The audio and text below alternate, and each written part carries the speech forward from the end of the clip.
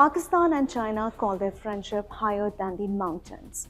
But today, that relationship is getting a lot more one-sided. Pakistan is facing a serious crisis, and China is becoming its biggest financial and military lifeline. So how did Pakistan get here?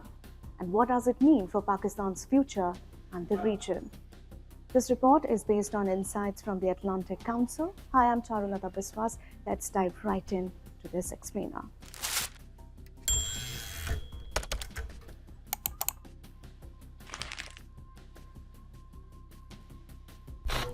Pakistan's economy is in trouble, deep trouble.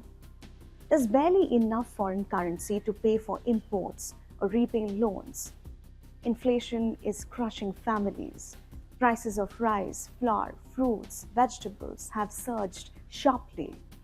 And to avoid collapse, Pakistan is asking for help from the IMF, International Monetary Fund, and countries like China and Saudi Arabia. But here's the catch. Pakistan already owes China 30% of its external debt and even more in the power sector.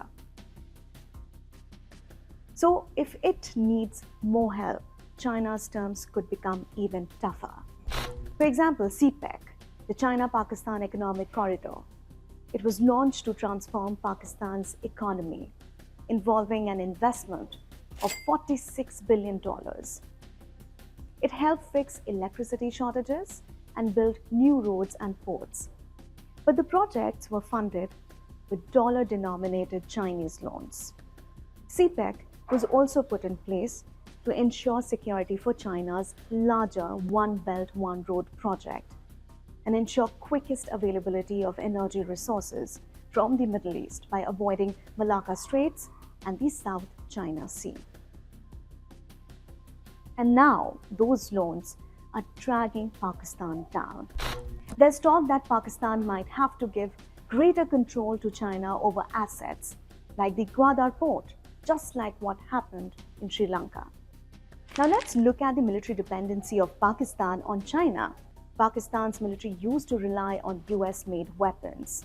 But as US-India ties grow, Islamabad is turning to China. And Pakistan's inability to meet its defense spending needs due to the economic crisis, it is likely the dependency becomes even more significant. China now supplies everything from fighter jets to naval equipment, and it often does it on easy financial terms. This means more joint military cooperation between China and Pakistan and less influence for the US in the region.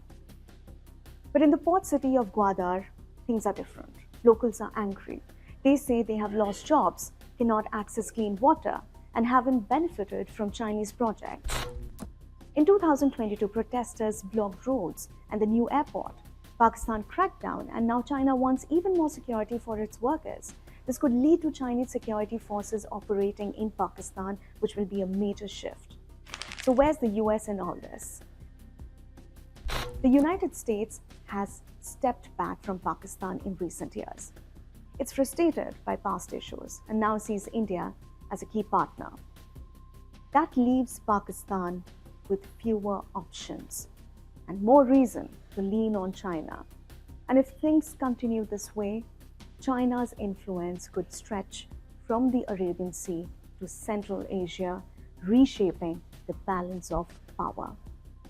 To sum it up, Pakistan's crisis is pulling it deeper into China's orbit. It needs China for money, weapons, and security. But this dependence comes with a price.